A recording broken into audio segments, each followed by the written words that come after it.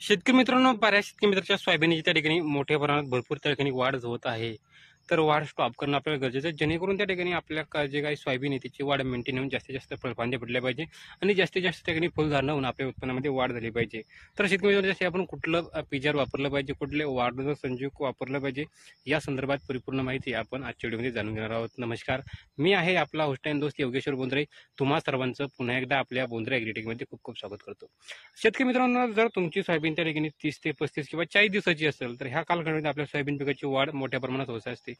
ज्या शेतकऱ्यांची सोयाबीन जास्त मोठ्या प्रमाणात वाढत आहे, त्याची वाढ स्टॉप करणं गरजेचं. त्यासाठी तुम्ही काय करू शकता, त्यासाठी पॅक्लोबेट्राझोल नावाचा जो काही मॉलिक्यूल आहे 23%, तो प्रति 15 लिटर पाण्यामध्ये 5 ते 7 मिली या प्रमाणात तुम्हाला फवारणी करायची आहे.